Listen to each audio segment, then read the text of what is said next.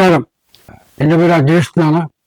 അജേഷ് മാഷ്. ഞാൻ Kottayi government higher secondary സ്കൂളിലെ UP വിഭാഗത്തിലെ ഒരു അധ്യാപകനാണ്. അഭിനേത്വ വായനശാലയുടെ സെക്രട്ടറി ആയിട്ട് പ്രവർത്തിക്കുന്നുണ്ട്. ഞാൻ തന്നെയാണ് നമ്മുടെ അച്ഛൻ്റെ പേരിൽ അപ്പുണ്ണിയേട്ടൻ എന്ന് പറയുന്നത് അച്ഛനാണ്. ഞങ്ങളും ഞങ്ങളുടെ അച്ഛനെ അച്ഛനെന്നല്ല വിളിക്കുന്നത്, അപ്പുണ്ണിയേട്ടൻ തന്നെയാണ് വിളിക്കുന്നത്. ഞാൻ മാത്രമല്ല, ഈ നാട്ടുകാർ മൊത്തം അപ്പുണ്ണിയേട്ടൻ തന്നെയാണ് വിളിക്കുന്നത്. അദ്ദേഹത്തിൻ്റെ പേരിൽ തുടങ്ങിയിരിക്കുന്ന വായനശാല ഞങ്ങൾ ഉണ്ടാക്കി ഏകദേശം 5-ാം വർഷത്തിലേക്ക് കടന്നിരിക്കുകയാണ്. അതിൻ്റെ ഭാഗമായിട്ട് നിങ്ങളുടെ വായനശാലയെക്കുറിച്ച് ചില കാര്യങ്ങൾ നിങ്ങളുമായിട്ട് പങ്കുവയ്ക്കാൻ വേണ്ടിയിട്ടാണ് ഞാൻ വന്നിരിക്കുന്നത്. ഒരുപാട് സന്തോഷമുണ്ട്. കാരണം എന്താണെന്ന് വെച്ചാൽ നമ്മുടെ വായനശാല പ്രസ്ഥാനം PN പണിക്കർ ചെയ്തിരിക്കുന്ന നല്ല പ്രവർത്തനത്തിൻ്റെ ഫലമായിട്ട് വായനശാലകൾ ഇന്ന് നമ്മുടെ കേരളത്തിൽ എല്ലായിടത്തും വ്യാപിച്ചുകൊണ്ടിരിക്കുകയാണ്. അതിലെ ഒരു ഭാഗമാക്കാൻ സാധിച്ചു എന്നുള്ളത് വലിയ സന്തോഷമുണ്ട്. നമ്മുടെ വായനശാലയുടെ ഏറ്റവും വലിയ ഒരു പ്രത്യേകത എന്ന് പറഞ്ഞു വെച്ചാൽ പുസ്തകങ്ങൾ കുട്ടികൾക്ക്, മുതിർന്ന ആൾക്കാർക്ക്, വായനക്കാർക്ക് തീർത്തും സൗജന്യമായിട്ട് വീടുകളിൽ എത്തിച്ചു കൊടുക്കുക എന്നുള്ളത് തന്നെയാണ്. അത് നമ്മളൊരു പുസ്തകവണ്ടി എന്ന് പറയുന്ന ഓമനപ്പേരിട്ടാണ് ആ പ്രവർത്തനം ചെയ്യുന്നത്. ഏകദേശം 5 വർഷത്തോളമായിട്ട് നമ്മൾ ചെയ്തുകൊണ്ടിരിക്കുന്നുണ്ട്. 5 വർഷമായി. അത് ഏകദേശം ഇപ്പോൾ 12,500 കിലോമീറ്ററാണ് നമ്മൾ സഞ്ചരിച്ചിരിക്കുന്നത്. അത് ഒരു ലോക റെക്കോർഡായിട്ട് വന്നിട്ടുണ്ട്.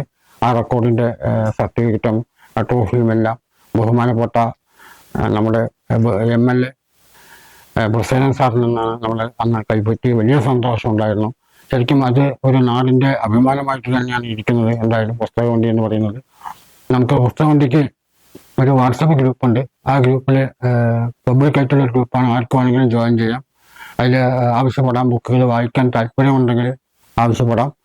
വായിക്കാൻ താല്പര്യമുള്ള ബുക്കുകൾ നമ്മൾ അടുത്ത ആഴ്ച ഞായറാഴ്ചകളിൽ കൊണ്ടെത്തിക്കുന്നതാണ്. അതുപോലെ തന്നെ വായിച്ചു കഴിഞ്ഞാലും അറിയിക്കുകയാണെങ്കിൽ ഞാൻ പോയിട്ടത് കളക്ട് ചെയ്യും.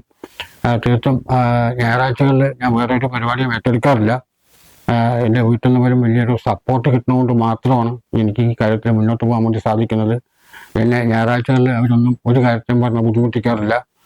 ഞായറാഴ്ച പുസ്തകം വിതരണം മാത്രമാണ് ഞാൻ നടത്തുന്നത്. എന്തായാലും ഒരുപാട് സന്തോഷമുണ്ട് ഈ കാര്യങ്ങളൊക്കെ നിങ്ങളോട് സംസാരിച്ചതിൽ. ഏകദേശം 6,000-ഓളം ബുക്കുകൾ നമ്മുടെ വായനശാലയിലുണ്ട്. ഇപ്പോൾ പെരിങ്ങോട്ട് ആസ്ഥാനമായിട്ടുള്ള ദയാ ചാരിറ്റബിൾ ട്രസ്റ്റ് നമ്മുടെ വായനശാലയ്ക്ക് സ്വന്തമായിട്ടുള്ള ഒരു കെട്ടിടം കെട്ടി തന്നിട്ടുണ്ട്.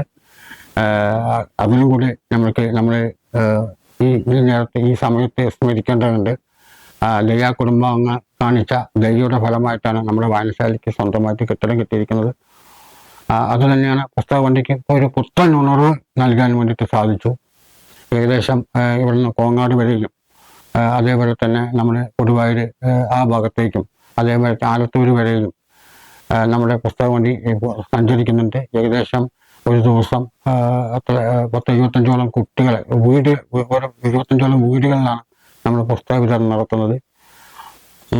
അത്രയും വായനക്കാരുണ്ട്. വായനക്കാർ ശരിക്കും പറഞ്ഞു വെച്ചാൽ എല്ലാവരും ചോദിക്കാറുണ്ട്, അജേഷ് മാഷിന് എന്താണ് ഭ്രാന്താണോ നിങ്ങൾക്ക് ഈ ഒഴിവ് കിട്ടുന്ന ദിവസങ്ങളിൽ തിങ്കൾ മുതൽ വെള്ളിയാഴ്ച ശനിയാഴ്ച വരെ അവരെ പഠിത്തം സ്കൂൾ പഠിപ്പിച്ചിട്ട് ആ ക്ഷീണിച്ചിരിക്കുന്ന നേരത്ത് അജേഷ് മാഷിന് എന്താണ് ആവശ്യം ഇങ്ങനെയൊക്കെ ചെയ്യാൻ വേണ്ടിയിട്ട്?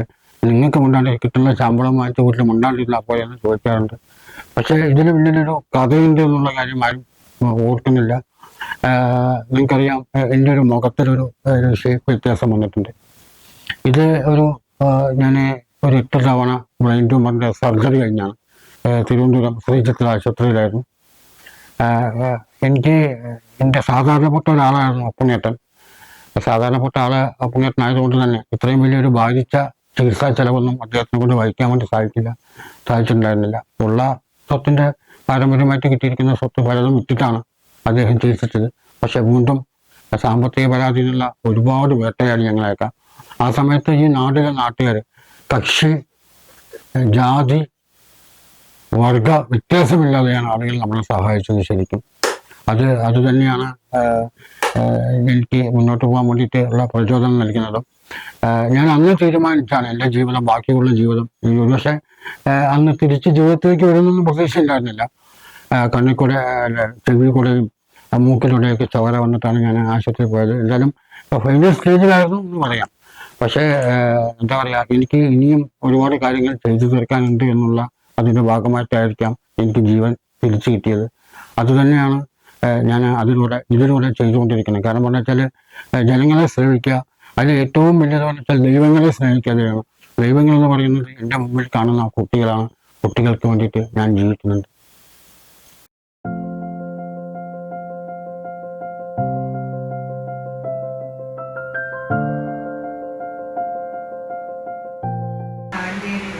രാവിലെ പോയ വൈകുന്നേരം വിളിച്ചാലും ഒത്തിരി അച്ഛനോട് സ്നേഹം കൊണ്ടാണ് ചെയ്യുന്നത്.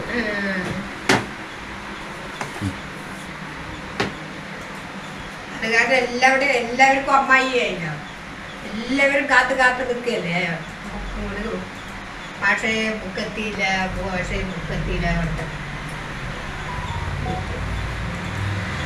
അമ്മ പുസ്തകം വായിക്കാറുണ്ടോ? അമ്മ പുസ്തകം വായിക്കാറുണ്ടോ? എന്തെല്ലാം പുസ്തകങ്ങളാണ് വായിക്കുന്നത്? ഞാൻ വായിക്കുന്നത് രാഷ്ട്രീയ ബുക്ക് കൂടുതലായി വായിക്കുന്നത്. എന്തൊക്കെ പുസ്തകങ്ങൾ വായിച്ചിട്ടുണ്ട്? അത് പാർട്ടിക്കത്ത്, EMSന്റെ ലേഖനം, അതുപോലെ തന്നെ എന്നെ കമ്മ്യൂണിസ്റ്റ് ആക്കിയത് പിന്നെ നമ്മുടെ ബാലാമ്മൻ്റെ ഒരു ബുക്കുണ്ട്, അത് വായിക്കും. ബാലാമണിയമ്മ. അങ്ങനെയൊക്കെയല്ലേ വായിക്കും. പിന്നെ കഥാബുക്കുകൾ ഇഷ്ടംപോലെ, കുട്ടികളുടെ കഥാബുക്ക്. വായനശാല തുടങ്ങുന്ന കാലഘട്ടത്തിൽ ഏകദേശം അച്ഛൻ്റെ 600 ബുക്കുകളായിട്ടാണ് നമ്മൾ സ്റ്റാർട്ട് ചെയ്തത്. അച്ഛൻ നല്ലൊരു വായനക്കാരനായിരുന്നു. അദ്ദേഹം നമ്മളെ രാത്രി ഞങ്ങൾ കിടക്കാൻ വേണ്ടി പോകുമ്പോൾ അദ്ദേഹം പുസ്തകത്തിൻ്റെ കൂടെയായിരിക്കും. ഉറങ്ങി എഴുന്നേറ്റ് തിരിച്ചു വരുമ്പോഴും അദ്ദേഹം പുസ്തകത്തിൻ്റെ കൂടെയായിരിക്കും. അപ്പോൾ ഈ ഇടയ്ക്ക് നേരത്തെ എപ്പോഴാണ് അദ്ദേഹം ഉറങ്ങുന്നത് പലപ്പോഴും ഞാൻ ചിന്തിച്ചിട്ടുണ്ട്.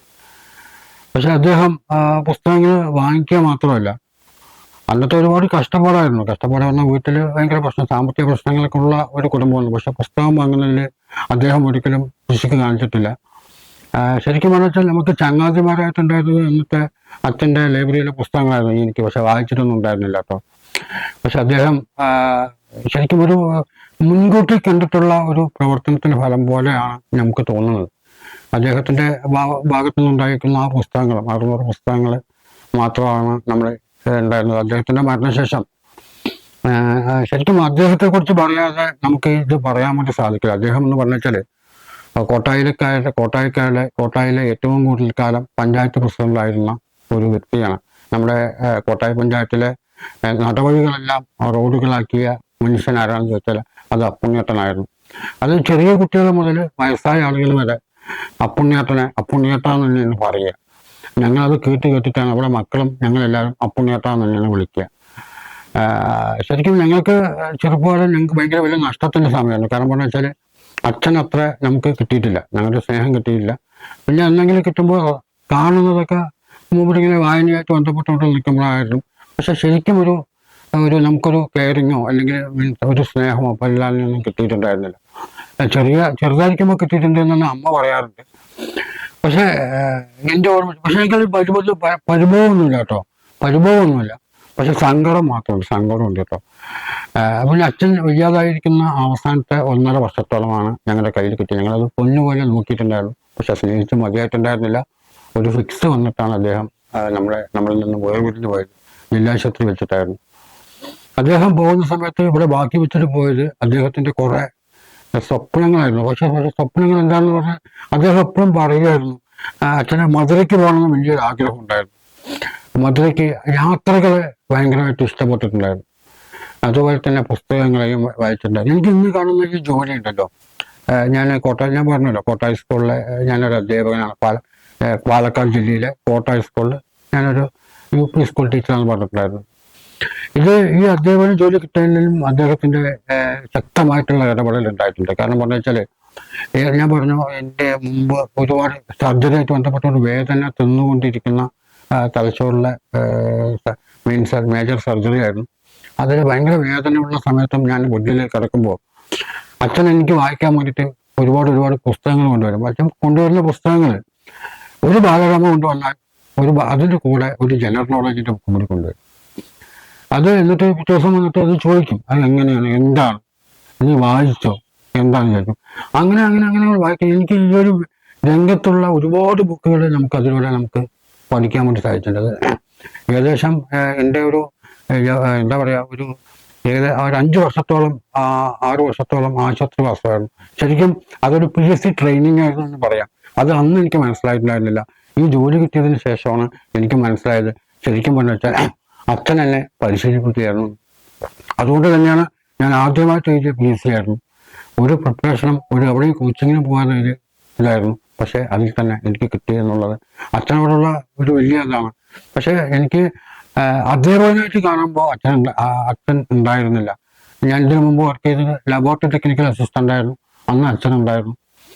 ആ ജോലി കിട്ടിയപ്പോൾ അച്ഛന് ഭയങ്കര സന്തോഷം ഉണ്ടാവും. പക്ഷെ ആ സന്തോഷമൊന്നും അച്ഛൻ വെളിയിൽ കാണിച്ചിട്ടുണ്ടായിരുന്നില്ല. വലിയ നഷ്ടമായിരുന്നു. ഇന്നത്തെ ദിനം ഇത് വീഡിയോ എടുക്കുന്ന ദിനം എന്ന് പറയുന്നത് ഇന്ന് ലോകത്തെ അച്ഛന്മാരുടെ ദിവസമാണ്. ശരിക്കും അതൊരു നിമിത്തമാണ് എല്ലാം കൊണ്ടും.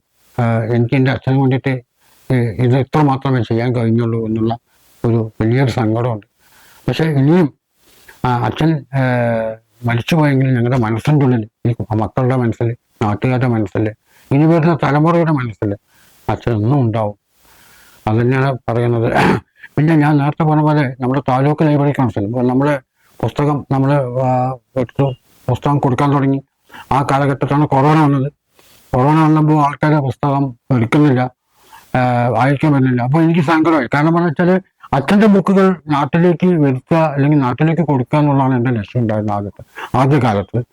അപ്പോൾ അച്ഛന് അങ്ങനെ ബുക്കുകൾ കൊടുക്കാൻ പറ്റാത്ത സമയത്ത് ഞാൻ തന്നെ ഇറങ്ങി. അത് ഒരുപാട് ആരോഗ്യ പ്രവർത്തകർ പറഞ്ഞ പ്രശ്നമാണ്, അജേഷ് പ്രശ്നമാണ്. ഒന്നാമത് ഞാനിങ്ങനെ ഓപ്പറേഷൻ കഴിഞ്ഞതുകൊണ്ട് എനിക്ക് വന്നു കഴിഞ്ഞാൽ ഞാനത് റിക്കവർ ചെയ്തില്ല എന്നുള്ള പ്രശ്നത്തിൻ്റെ പേരിൽ ഒരുപാട് പേര് പറഞ്ഞു വേണ്ട അത് ചെയ്യണ്ട എന്നൊക്കെ പറഞ്ഞു. ഞാൻ പറഞ്ഞു ശരി, കുഴപ്പമൊന്നുമില്ല, സൂക്ഷിച്ച് ചെയ്യാം എന്നൊക്കെ പറഞ്ഞു. സാനിറ്റൈസറൊക്കെ ഉണ്ടായിരുന്നു. മാസ്കൊക്കെ ഇട്ടിട്ട് ഓരോ വീടുകളിൽ കൊണ്ട് ബുക്കുകൾ കൊടുക്കുമായിരുന്നു. തുടക്കത്തിൽ ഞാനൊരു 10 വീടുകളാണ് ഉണ്ടായിരുന്നത്. 10 വീട്ടിൽ 10 വായനക്കാരാണ് ഉണ്ടായിരുന്നത്.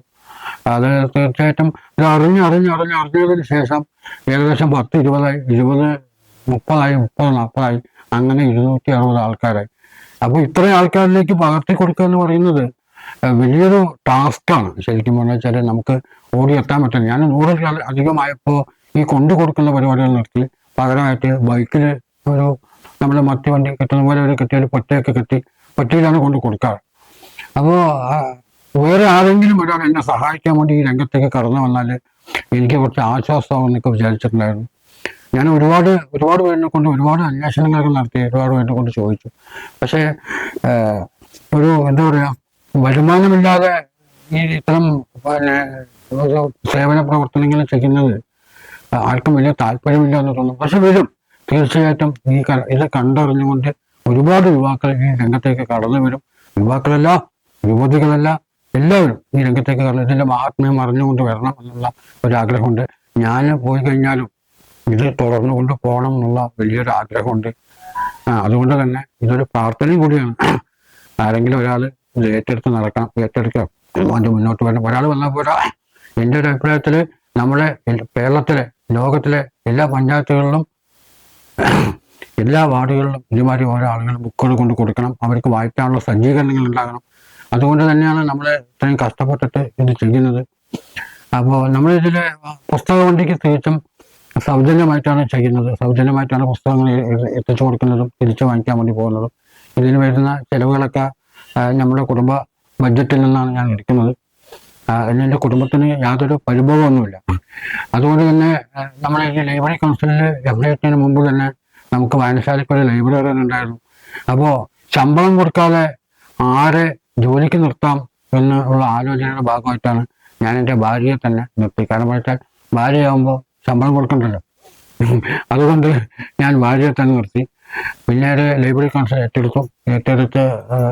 ഏറ്റെടുക്കുമ്പോൾ അതിൽ നമ്മുടെ വായനശാലയ്ക്ക് ഒരു വലിയൊരു അഭിമാനമുണ്ട്. അതായത് നമ്മുടെ പ്രവർത്തനങ്ങൾ കണ്ട് ബോധിച്ചിട്ട് അവർ തന്നെയാണ് നമ്മളെ കൊണ്ട് പറഞ്ഞത് നമ്മളെ അഫിലിയേഷൻ ചെയ്യണം, വായനശാല ലൈബ്രറി കൗൺസിൽ ചെയ്യണമെന്ന് പറഞ്ഞത് വലിയ അഭിമാനമായിട്ട് കാണുന്നു. പിന്നെ നമ്മൾ ഇങ്ങനെ അഫിലിയേഷൻ ചെയ്യുന്നെന്ന് പറഞ്ഞതും നാടിൻ്റെ നാനാഭാഗത്തുനിന്നുള്ള ഒരുപാട് വായനയെ സ്നേഹിക്കുന്ന ആളുകൾ ഒരുപാട് ബുക്കുകൾ നമ്മുടെ വായനശാലയ്ക്ക് കൊണ്ടുവന്ന് തന്നു. ആ വായനശാലയ്ക്ക് കൊണ്ടുവന്ന് തന്ന ബുക്കുകളാണ് ഈ ചുറ്റും എന്താ പറയുക, അവരുടെ സ്നേഹമാണത് നമ്മുടെ ചുറ്റുമുള്ളത്. അവരുടെ സ്നേഹം, അവരുടെ കരുതലും, അവർ സ്വർണം പോലെ കാത്തു സൂക്ഷിച്ച ബുക്കുകളാണ് ഇവിടെ ഉള്ളത്. അതുകൊണ്ട് തന്നെ അവയെ കൃത്യമായിട്ട് സംരക്ഷിക്കുക എന്നുള്ള വലിയ ബാധിച്ച ഉത്തരവാദിത്വം കൂടി നമുക്കുണ്ട്.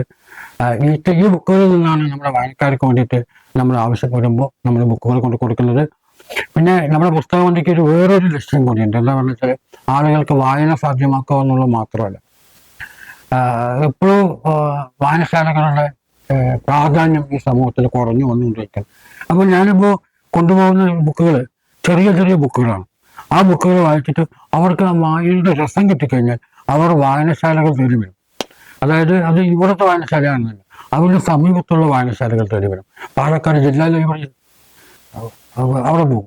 അതേപോലെ തന്നെ ചെറിയ ചെറിയ വായനശാല, ഉറങ്ങിക്കിടക്കുന്ന പല വായനശാലകളെയും, മരിക്കാറായി കിടക്കുന്ന പല വായനശാലകളെയും ഉണർത്തേണ്ട ഒരു വലിയൊരു കടമ കൂടി നമ്മൾ ഇതിൻ്റെ ഭാഗമായിട്ട് ചെയ്യുന്നുണ്ട് എന്നുള്ളതാണ് ഇത് പറയാനുള്ളത്. ഈ ബുക്കുകളെല്ലാം തന്നെ ഇംഗ്ലീഷിൻ്റെ സാഹിത്യമുണ്ട്, നോവലുണ്ട്, മലയാളം കവിതകളുണ്ട്, കഥകളുണ്ട്, ഇതെല്ലാം ഒരു വായനശാലയ്ക്ക് എന്നും വലിയൊരു അസറ്റ് തന്നെയാണ്. നമ്മൾക്കറിയാം, നമ്മുടെ സംസ്ഥാന ലൈബ്രറി കൗൺസിൽ ഗ്രാൻറ്റുകൾ തരുന്നുണ്ട്. ഗ്രാൻറ്റുകളുടെ പല ബുക്കുകളൊക്കെ വാങ്ങിക്കുന്നുണ്ട്. പല ലൈബ്രറികളിലും ബുക്കുകൾ വാങ്ങിച്ചിട്ട് അത് അവിടെ തന്നെ ഇരുന്ന് ആരും വായനശാലകളിലേക്ക് വരുന്നില്ല എന്നുള്ളത് വലിയ ഒരു വിഷമമുള്ള ഒരു കാര്യമാണ്. അവിടെയാണ് നമ്മൾ ഇത്തരം പുസ്തക വണ്ടിൻ്റെ പ്രാധാന്യം ഇതാകുന്നത്. ഞാനിത് ഈ കൊറോണ കാലത്ത് നമ്മൾ തുടങ്ങിയിരിക്കുന്ന ഈ ആശയം കഴിഞ്ഞല്ലോ, ഇനി ആൾക്കാർക്ക് വരാമല്ലോ എന്ന് പറഞ്ഞ് നമുക്ക് നിർത്താൻ വേണ്ടി തോന്നുന്നില്ല. കാരണം പറഞ്ഞു വെച്ചാൽ തിങ്കൾ മുതൽ ശനിയാഴ്ച വരെ ഞാൻ അന്തം പൊട്ട് പണിയെടുക്കും സ്കൂളിൽ. ഞാൻ എക്കോ ക്ലബിൻ്റെ ചേർത്തുണ്ട്. അതേപോലെ തന്നെ സ്കൂളിൽ വേറെ സയൻസിൻ്റെ ഇതുണ്ട്. പരീക്ഷണങ്ങൾ കാണിച്ചു കൊടുക്കണം, കുട്ടികൾക്ക് ആവശ്യമായിട്ടുള്ള രജിസ്റ്ററുകൾ തയ്യാറാക്കണം, രജിസ്ട്രേഷൻ ചെയ്യണം. ഒരുപാട് കാര്യങ്ങളുണ്ട് കുട്ടികൾക്ക് വേണ്ടിയിട്ട്. പാഠമായിട്ട് ബന്ധപ്പെട്ടുള്ള പ്രവർത്തനങ്ങൾ ചെയ്യണം. എല്ലാം ഒരുപാട് പ്രശ്നങ്ങളുണ്ട്. അതൊക്കെ കഴിഞ്ഞ് ഒരാഴ്ച നമ്മൾക്ക് ഭയങ്കരമായിട്ട് ടയേർഡാവും. ശരിക്കും പറഞ്ഞാൽ ഞായറാഴ്ച പുസ്തക വണ്ടിയും കൊണ്ട് പോയാൽ പിന്നെ എൻ്റെ ലോകം എന്ന് പറയുന്നത് വായനക്കാരുടെ ലോകമാണ്. അവർ തരുന്ന സ്നേഹമാണ്, അവർ തരുന്ന കാത്തിരിപ്പാണ്, അവർ തരുന്ന വെള്ളമാണ്, അവർ തരുന്ന ഊർജമാണ്, അവർ തരുന്ന ഭക്ഷണമാണ്. ഇതെന്നെ ശരിക്കും പറഞ്ഞാൽ ഒരാഴ്ച ചെയ്യാനുള്ള, സ്കൂളിൽ ചെയ്യാനുള്ള അത്രയും ഊർജം ആ ഒരു ഞായറാഴ്ച കൊണ്ട് എനിക്ക് കിട്ടും. ആ കിട്ടൽ കൊണ്ടാണ് ശരിക്കും, അതുകൊണ്ടാണ് ഞാനിത് നിർത്താൻ വേണ്ടിയിട്ട് പറഞ്ഞിട്ടുണ്ടെങ്കിലും എൻ്റെ ഡോക്ടർമാർ പറയുമായിരുന്നു, അതേ സ്ട്രെയിൻ ചെയ്യരുത്. ഞാൻ പറഞ്ഞു, സാറേ ഞാൻ ഒരിക്കലും സ്ട്രെയിൻ ചെയ്യാറില്ല. ഞാനിങ്ങനെ ഓടിക്കൊണ്ട് പോവുകയാണ്. എന്നെ സപ്പോർട്ട് ചെയ്യാൻ വേണ്ടിയിട്ട് ആരുടെയൊക്കെയോ പ്രാർത്ഥനകളുണ്ട്, ആരുടെയൊക്കെയോ താങ്ങലുകളുണ്ട്. ആ താങ്ങലുകൾ ഉള്ളത് കൊണ്ട് തന്നെയാണ് ഒറ്റയ്ക്ക് ഞാൻ ഒരു ദിവസം രാവിലെ 7 മണിക്ക് ഉറങ്ങി കഴിഞ്ഞിട്ട് ഭാര്യയോട് പറഞ്ഞു, ഞാൻ ഭാര്യയെ ചെത്തു എന്നാണ് വിളിക്കുക, ഞാനൊന്ന് തിരുവനന്തപുരം വരെ പോയിട്ട് വരാം എന്ന് പറഞ്ഞു. അപ്പോൾ അത് പറഞ്ഞു, ആയിക്കോട്ടെ, ഞാൻ ട്രെയിനിലാണ് പോകണമെന്ന് വിചാരിച്ചിട്ടില്ല. അപ്പോൾ ശരി പറഞ്ഞു. പിന്നീടാണ് പറഞ്ഞത്, ഞാൻ പുസ്തക വണ്ടിയായിട്ടാണ് തിരുവനന്തപുരം പോകുന്നതെന്ന് പറഞ്ഞു. അപ്പോൾ അവള് ഇങ്ങനെ കുറെ ആലോചിച്ചിട്ട് പറഞ്ഞു, ശരി ആയിക്കോട്ടെ, കുഴപ്പമില്ല എന്ന് പറഞ്ഞു. കാരണം ഞാൻ ചോദിച്ചു, ചിത്തുവിനെ കൊണ്ട് ഞാൻ പോയിട്ട് വന്നതിന് ശേഷം ചോദിച്ചു, എന്താ ചിത്തു അങ്ങനെ പറഞ്ഞു. അവള് വേണ്ടാന്ന് പറഞ്ഞാലും ഞാനൊരു കാര്യം തീരുമാനിച്ചു കഴിഞ്ഞാൽ പുസ്തക വണ്ടിയിൽ പോയിരിക്കും. പിന്നെ എന്തിനാണ് അവിടെ എതിർത്ത് നിൽക്കുന്നത് എന്ന് പറഞ്ഞിട്ടുണ്ടായിരുന്നു. നമ്മുടെ വാർഡ് മെമ്പർ വിനിത സുരേഷായിരുന്നു. ഇവിടെ രാവിലെ 9:45 അതിന് ഉദ്ഘാടനം ചെയ്ത് ഞാൻ ഒരേ വക്കായിരുന്നു. പോയിട്ട് കൃത്യം 12:30 തിരുവനന്തപുരത്ത്, രാത്രി 12:30 തിരുവനന്തപുരത്ത്. ശരിക്കും പറഞ്ഞു വെച്ചാൽ എൻ്റെ വണ്ടി എന്ന് പറയുന്നത് അതൊരു രഥം. പുസ്തക വണ്ടി എന്നെ ചതിച്ചില്ല. അതുവരെ സുഖമായിട്ട് എനിക്ക് പോകാൻ പറ്റി. അതിനിടയിൽ ഞാനിങ്ങനെ പോകുന്നു എന്നുള്ള കാര്യം അറിഞ്ഞുകൊണ്ട് ആലുവയിൽ നിന്ന് ഒരു വായനശാലയുടെ ആളുകൾ വന്ന് സ്വീകരിച്ചിട്ടുണ്ടായിരുന്നു. അതേപോലെ ആലപ്പുഴയിൽ നിന്ന് സ്വീകരണം കിട്ടിയിട്ടുണ്ടായിരുന്നു. പക്ഷെ ഇവരൊക്കെ ഞാൻ എങ്ങനെ യാത്ര ചെയ്യുന്നുണ്ട് എന്നുള്ള കാര്യം എങ്ങനെ അറിഞ്ഞു എന്നറിയില്ല. ഞാൻ ഓരോ ഭാഗങ്ങൾ എത്തുമ്പോൾ വാട്സപ്പിൽ സ്റ്റാറ്റസ് ഇടുമായിരുന്നു, ഫേസ്ബുക്കിൽ സ്റ്റാറ്റസ് ഇടുമായിരുന്നു, ഞാനിവിടെ എത്തിയിട്ടുണ്ട്. പക്ഷെ അതൊക്കെ കണ്ടുകൊണ്ട് ആളുകൾ കാത്തിരുന്നു. അതേപോലെ തിരുവനന്തപുരത്ത് എത്തിയപ്പോൾ എനിക്ക് വമ്പൻ ഒരു നല്ലൊരു സ്വീകരണമാണ് തന്നത്. അത് വലിയ സന്തോഷം. അതേപോലെ തന്നെ നമ്മുടെ സ്പീക്കറെ നേരിട്ട് വിളിച്ച് അഭിനന്ദിച്ചു. തിരുവനന്തപുരം വരെ വണ്ടി ഓടിച്ച് വന്നതിന് വലിയ എന്നെ എന്താണ് സാഹസികൻ എന്ന് പറയുകയും ചെയ്തു. സാഹസികനാണ്, വായനക്കാരൻ മാത്രമല്ല ഒരു സാഹസികൻ കൂടെയാണെന്ന് ഷമീർ സാർ പറയുന്നുണ്ട്, സ്പീക്കർ സാർ പറയുകയുണ്ടായി. വലിയ സന്തോഷം. അതുപോലെ തന്നെ നമ്മുടെ വായനശാലയ്ക്ക് ഒരുപാട് പുസ്തകങ്ങൾ അവിടെ നിന്ന് തന്നു. ആൾക്കാർ ഒരുപാട് നല്ല നല്ല വായനക്കാരുണ്ടായിരുന്നു. ശരിക്കും പറഞ്ഞാൽ നമ്മുടെ പുസ്തക വണ്ടി എന്ന് പറയുന്നത് നമ്മുടെ ഇവിടെ മാത്രമല്ല എല്ലാവർക്കും ഇഷ്ടമുള്ള ഒന്നാണ്. വായിക്കാനുള്ള വായനക്കാരെ തേടി നടക്കുന്ന ഒരു പുസ്തക വണ്ടി എന്നുള്ളത് അതിൽ എനിക്ക് വലിയ സന്തോഷമുണ്ട്. എനിക്ക് അഭിമാനമുണ്ട് ചില സമയത്ത്. അതുകൊണ്ട് തന്നെ എനിക്ക് ഒരുപാട് പ്രശ്നങ്ങളും പ്രയാസങ്ങളൊക്കെ ഉണ്ട്. പക്ഷെ ആരോഗ്യപരമായിട്ടുള്ളൊരു പ്രശ്നങ്ങളിൽ എനിക്ക് ചെവി വെക്കില്ല, കണ്ണു കാണില്ല, എൻ്റെ മുഖം ഇതാണ്. പിന്നെ എനിക്ക് 6 മണി കഴിഞ്ഞ് ബാലൻസ് കിട്ടില്ല. ഈ 6 മണി ഞാൻ സാധാരണ ചിത്രയോട് ചോദിച്ചാൽ അറിയാം, ഞാൻ 6 മണി കഴിഞ്ഞ് വീട്ടിൽ നിന്ന് വെളിക്ക് ഇറങ്ങില്ല, എനിക്ക് വണ്ടി കൊണ്ടുപോകാൻ പേടിയാണ്. പക്ഷെ ഞാൻ എങ്ങനെ തിരുവനന്തപുരം എത്തിയത്? അതും ആലപ്പുഴ മുതൽ തിരുവനന്തപുരം വരെ ബൈപ്പാസിൽ പണി നടന്നുകൊണ്ടിരിക്കുകയാണ്. അത് കോരിച്ചടിക്കുന്ന മഴ. ഞാൻ എങ്ങനെ എത്തിയെന്ന് എനിക്കറിയില്ല ഭഗവാന്. എന്തായാലും വലിയൊരു അത്ഭുതമായിരുന്നു ശരിക്കും. വരിക്കും അതിനൊരു സന്ദേശം ഉണ്ടായിരുന്നു. ഞാൻ അനുഭവിച്ചിരിക്കുന്ന ഒരു കഷ്ടപ്പാടുകൾക്കൊരു സന്ദേശം ഉണ്ടായിരുന്നു. പുസ്തകം വായനശാലകളിൽ മാത്രം ഇരിക്കാനുള്ളതല്ല, അത് സമൂഹത്തിലേക്ക് ഇറങ്ങി ചെല്ലേണ്ടതാണ് എന്നുള്ള പുസ്തകമുണ്ട്. ഇപ്പം നമുക്ക് ഡിജിറ്റൽ പ്രസിദ്ധീകരണങ്ങൾ ഭയങ്കരമായിട്ടുണ്ട്, എല്ലാവർക്കും ഉണ്ട്. കേൾക്കാനുള്ള MP3 ലഭിക്കും, എല്ലാം ശരിയാണ്. പക്ഷേ അത് കേൾക്കുന്ന സമയത്ത്, MP3 കേൾക്കുന്ന സമയത്ത്, ഒരു പുസ്തകത്തിൻ്റെ ശബ്ദഗതി കേൾക്കുന്ന സമയത്ത് നമ്മൾ വേറെ എന്തെങ്കിലും ഒരു വർക്ക് ചെയ്തിട്ട് അതിൻ്റെ ഒരു വയ്യായിട്ടേ കേൾക്കുള്ളൂ. അല്ലാതെ കൃത്യമായിട്ട് കണ്ണടച്ചിരുന്ന് പുസ്തകം കേൾക്കുന്ന ആളുകൾ വിരളമാണ്. പക്ഷെ പുസ്തകം വായിക്കുമ്പോൾ അങ്ങനെയല്ല ചെയ്യുന്നത്. ശരിക്കും നമ്മുടെ കണ്ണും മനസ്സും എല്ലാം ആ അക്ഷരങ്ങളിൽ ഏകാഗ്രമായിട്ട് നമ്മൾ വായിക്കും. അതിലെ കഥാപാത്രങ്ങൾ നമ്മുടെ മനസ്സിൻ്റെ മനസ്സിലാണ് കഥാപാത്രങ്ങൾ ഓരോന്ന് ഡയലോഗുകൾ പറയുന്നത്. അപ്പോൾ ശരിക്കും അവർ പറഞ്ഞിട്ടുള്ള വാക്കുകൾ നമ്മുടെ മനസ്സിൻ്റെ ഉള്ളിൽ പതിക്കുകയാണ്. മറ്റൊരു കേൾക്കൽ മാത്രമായിട്ട് നമ്മൾ തീരും. അതുകൊണ്ട് തന്നെയാണ് ഒരിക്കൽ കേട്ട ഒരു ബുക്ക് 1 മാസം കഴിഞ്ഞാൽ ഒരുപക്ഷെ അതിലെ സന്ദർഭങ്ങൾ നമുക്ക് മറന്നു. പക്ഷെ വായിച്ച ബുക്കുകൾ നമ്മൾ ഭരിക്കുമ്പോഴും നമ്മുടെ ഓർമ്മയിലുണ്ടാവും എന്നുള്ളതാണ് വലിയ കാര്യം. അതുതന്നെയാണ് നമ്മുടെ വായനശാലകളുടെ പ്രസക്തി എന്ന് പറയുന്നത്. അപ്പം ഇനിയുള്ള കാലഘട്ടത്തിൽ വായനശാലകൾക്ക് പ്രാധാന്യം ഒരിക്കലും കുറയില്ല, പ്രാധാന്യം കൂടിക്കൊണ്ടേയിരിക്കും. പക്ഷെ ഉള്ള വായനശാലകളിൽ ഉള്ള ബുക്കുകളെ എങ്ങനെ സംരക്ഷിക്കുക എന്നുള്ളതാണ് ഏറ്റവും വലിയ പ്രധാനമുള്ളത്. ആ ബുക്കുകളെ സംരക്ഷിക്കുക എന്നുള്ളത് വലിയ കടമയാണ്. ശരിക്കും പുസ്തക വിതരണമല്ല ഏറ്റവും വലിയ കാര്യം, അത് സംരക്ഷണമാണ്, ബുക്കുകളുടെ സംരക്ഷണമാണ്. ആ ബുക്കുകൾ ഇന്നത്തെ തലമുറ അല്ലെങ്കിൽ അടുത്ത തലമുറയാണ് അതിൻ്റെ പ്രാധാന്യം തിരിച്ചറിയും എന്നുള്ള കാര്യം വലിയ സത്യമാണ്. അതുകൊണ്ട് തന്നെ ആരാ പറഞ്ഞ പോലെ എനിക്ക് ഈ തലമുറയിലല്ല വിശ്വാസം, അടുത്ത തലമുറയിലാണ്. രാജേഷ് മാഷിനെ അറിയുന്ന അല്ലെങ്കിൽ സ്നേഹിക്കുന്ന ഒരു കൂട്ടം ആളുകൾ ഉണ്ടാകും എന്നുള്ള സത്യം ഞാൻ തിരിച്ചറിയുന്നുണ്ട്. അതുകൊണ്ട് തന്നെയാണ് ഒരു ലാഭേച്ഛയും കൂടാതെ തികച്ചും സൗജന്യമായിട്ട് പുസ്തക വണ്ടി മുന്നോട്ട് പോയിക്കൊണ്ടേയിരിക്കുന്നത്. അതുകൊണ്ട് തന്നെ 12,500 കിലോമീറ്ററായി പറഞ്ഞപ്പോൾ ഹൈദരാബാദിൽ നിന്ന് ഒരു ലോക റെക്കോർഡിൻ്റെ ആളുകൾ വിളിച്ചിട്ടുണ്ടായിരുന്നു. അവർ വിളിച്ചിട്ട് എന്നെ കൊണ്ട് ചോദിച്ചു, നിങ്ങളെങ്ങനെ ഇങ്ങനെ അവിടെ ഇംഗ്ലീഷിലാണ് ചോദിച്ചത്, അപ്പോൾ എങ്ങനെയാണ് 12,500 കിലോമീറ്റർ പോയി എന്ന് പറയുന്നത്. അപ്പോൾ ഞാൻ ഇതിൽ ഓരോ ആഴ്ചയും പോയിട്ട് വന്നു കഴിഞ്ഞാൽ ഗൂഗിൾ മാപ്പ് അത് ഞാൻ അപ്ലോഡ് ചെയ്യാറുണ്ട് എല്ലാ പ്രാവശ്യവും. അപ്പോൾ ഞാൻ ഇന്നവരെ ചെയ്തിരിക്കുന്ന എല്ലാം അപ്ലോഡ് ചെയ്ത് കൊടുത്തു. പിന്നെ അതേമാതിരി തന്നെ ഓരോ പോയ പൊസിഷനിൽ നിന്നുള്ള ഫോട്ടോ, അതായത് ഓരോ കുട്ടികൾ പുതിയതായിട്ട് വായിക്കാനാകുന്ന വായനക്കാർ വരുമ്പോഴും ഞാൻ ഫോട്ടോ എടുക്കാറുണ്ട്. ഫോട്ടോ എടുക്കാറെന്ന് വെച്ചാൽ അത് ഞാൻ വിശ്വസിക്കുന്നത് അടുത്ത ഈ ജീവിതം ഇന്നത്തെ ഈ നിമിഷം കഴിഞ്ഞാൽ അടുത്ത നിമിഷം എനിക്ക് എന്തും സംഭവിക്കാം. എൻ്റെ തിരുവനന്തപുരത്ത് ഡോക്ടർമാർ പറഞ്ഞ പോലെ അടുത്ത നിമിഷത്തിൽ അജേഷ് എന്തും സംഭവിക്കാം എന്ന് പറഞ്ഞ പോലെ ഞാൻ ഓരോ ദിവസം രാവിലെ എണീക്കുമ്പോൾ ദൈവത്തോട് നന്ദി പറഞ്ഞിട്ട് എണീക്കുക. കാരണം പറഞ്ഞ വെച്ചാൽ എനിക്ക് ഇന്നും ജീവൻ തന്നിരിക്കുന്നു, എനിക്ക് ഇന്നും എന്തൊക്കെയോ ചെയ്യാൻ പറ്റും. തീർച്ചയായിട്ടും എനിക്ക് ഉറങ്ങാൻ പറഞ്ഞാൽ ഭയങ്കര സങ്കടമാണ്. അതുകൊണ്ട് തന്നെ രാത്രി 11-12 മണിയിലേക്ക് ഞാൻ ഉറങ്ങാതിരിക്കും. എൻ്റെ അമ്മയും ഭാര്യയും ഒക്കെ ചീത്ത പറയും. പക്ഷെ എനിക്ക് ഉറങ്ങാൻ പേടിയാണ്. പക്ഷെ റെസ്റ്റ് നന്നായിട്ട് എടുക്കണം. അല്ലെങ്കിൽ സാറ് പറഞ്ഞ പോലെ അജേഷെ നിന്നെയും കാത്ത് വേഗം ഒരാൾ ഇരിക്കുന്നുണ്ട് എന്ന് പറയാം. അതേപോലെ ഞാൻ വിട്ടുകൊടുക്കാൻ സാധിക്കും. എനിക്ക് ഇനി ഒരുപാട് കാര്യങ്ങൾ ഈ ഭൂമിയിൽ ചെയ്തു തീർക്കാൻ ബാക്കിയുണ്ട്. അതിനു വേണ്ടിയിട്ടുള്ള പ്രയാണം എന്ന് പറയാൻ പറ്റില്ല, ഓട്ടമാണ്. ഓട്ടം എന്ന് പറയാൻ പറ്റില്ല, പറക്കലാണ് എൻ്റെ ജീവിതം എന്ന് പറയുന്നത്.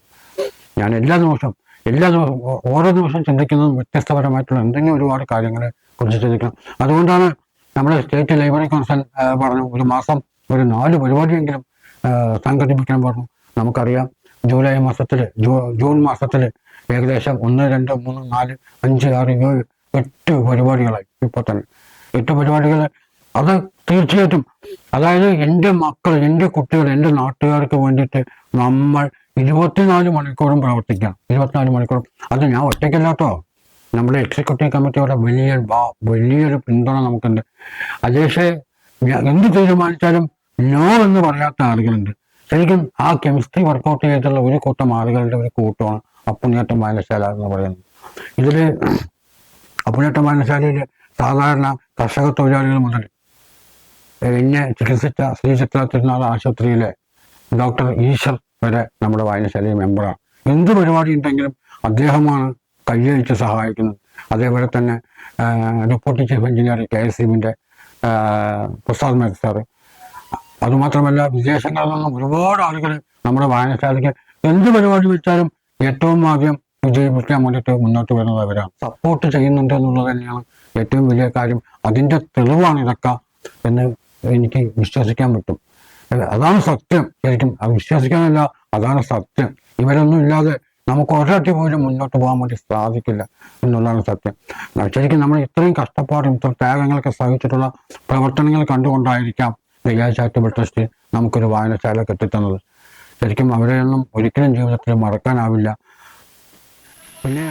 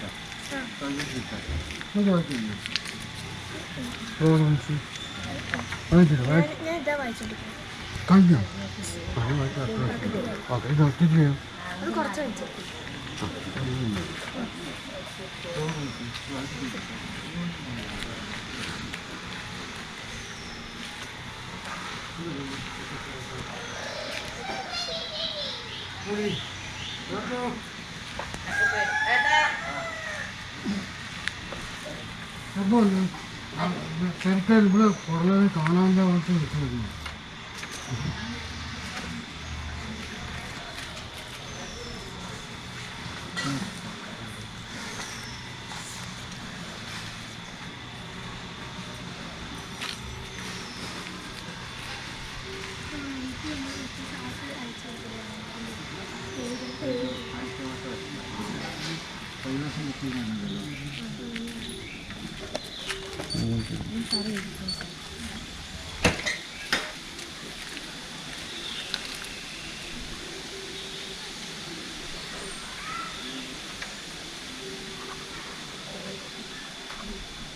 നിങ്ങൾ എന്ത് പുസ്തകങ്ങളൊക്കെയാണ് വായിക്കുന്നത്? നോവല് വായിക്കാറുണ്ട്, കഥാബുക്കുകൾ വായിക്കാറുണ്ട്, കവിതാ സമാഹാരങ്ങളൊക്കെ വായിക്കാറുണ്ട്. എത്രാം ക്ലാസ്സിലാണ് പഠിക്കുന്നത്? ഞാൻ 7ാം ക്ലാസ്സിൽ. ഞാൻ 12ൽ. ഒരാഴ്ചയിൽ എത്ര പുസ്തകം വായിക്കും? ഒരാഴ്ചയിൽ ഒരു പുസ്തകം. പഠിക്കാനുള്ളത് കാരണം ടൈം ഉണ്ടാവില്ല. അപ്പോൾ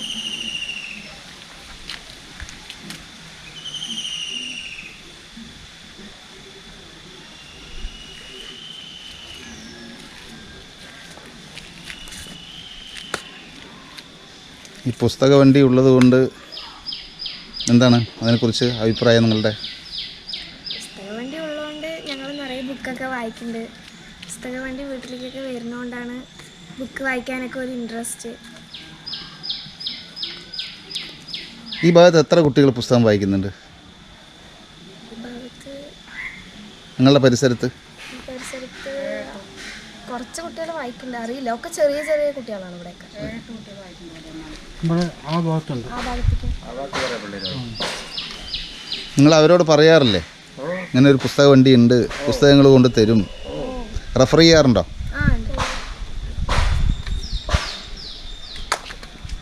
നന്നായി വായിക്കുക, വളരുക.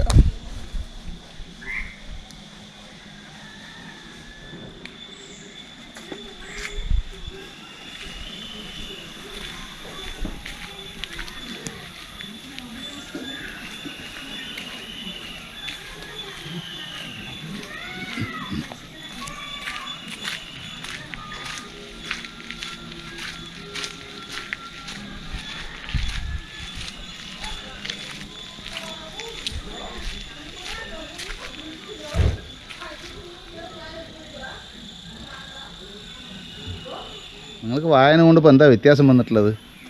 വായന കൊണ്ട് ഒരുപാട് കാര്യങ്ങൾ, പുതിയ പുതിയ ഓരോരോ കാര്യങ്ങൾ അറിയാൻ പറ്റി. പിന്നെ ഒരു കവിതയൊക്കെ കുറച്ച് ചെറുതായിട്ടൊക്കെ എഴുതാൻ തുടങ്ങി. അതെയോ? കവിതയൊക്കെ എഴുതാറുണ്ടോ? പ്രസിദ്ധീകരിക്കാറുണ്ടോ? പ്രസിദ്ധീകരണങ്ങൾക്ക് അയച്ചു കൊടുക്കാറുണ്ടോ? സാർക്ക് അയച്ചു. നമ്മളെ വായനശാലയിൽ നിന്ന് നമ്മൾ ഒരു മാഗസിൻ ഇറക്കുന്നുണ്ട്, ഒരു ഈ മാഗസിൻ. അതിൽ കുട്ടികളെ വായിക്കണം, എഴുതണമൊക്കെ ഉണ്ട്. ഒരിക്കലും എല്ലാവരും എല്ലാ കുട്ടികളും ഉണ്ട്. ഈ ഒരു ഭാഗത്ത് ഏകദേശം ഇവിടെ നമ്മളിപ്പോൾ വന്ന വഴിക്ക് അവിടെ തന്നെ ഒരു എല്ലാവരും, ഞാൻ ഓരോ വീട്ടിനും മൊത്തത്തിൽ ഹോണടിക്കും. അവിടെ ആളുണ്ടെങ്കിൽ അവർ വെളിയിൽ വരും, അല്ലെങ്കിൽ അറിയിച്ചാൽ മാത്രമേ ഞാൻ വരുള്ളൂ. ഞാൻ കുട്ടികളെ പറഞ്ഞുകൊണ്ട് വന്നതാണ്. പിന്നെ ഈ ഭാഗത്ത് നമുക്ക് ഓരോ വയസ്സായിട്ടൊരാളുണ്ട്, ഒരു വേലായുധൻ എന്ന് പറഞ്ഞിട്ട് പറയുന്ന ഒരു ഏട്ടനുണ്ട്. പിന്നെ ഒരു 6-7 കുട്ടികളും കൂടിയുണ്ട്. പിന്നെ എല്ലാവരും വായിച്ച് കഴിയുകയാണെങ്കിൽ മാത്രമേ നമ്മൾ വിളിച്ചു പറഞ്ഞാൽ മാത്രമേ വരുള്ളൂ. കാരണം പറഞ്ഞു വെച്ചാൽ ജയമായിട്ടിന് വന്നു കഴിഞ്ഞാൽ ചിലപ്പോൾ വീടില്ലാത്തൊരവസ്ഥ വരാറുണ്ട്. പലപ്പോഴും അങ്ങനെ തന്നെയാണ് വരാറുള്ളൂ. വീട്ടിൽ ആളുണ്ടാവില്ല. അപ്പോൾ നമ്മൾ അവിടെ വന്നിരുന്ന സമയം ഉണ്ടെങ്കിൽ വേറെ ഒരു ഭാഗത്ത് വന്നു കഴിഞ്ഞാൽ കുറച്ച് കിട്ടും. അപ്പോൾ സന്തോഷമായി. ഓക്കെ. അപ്പോൾ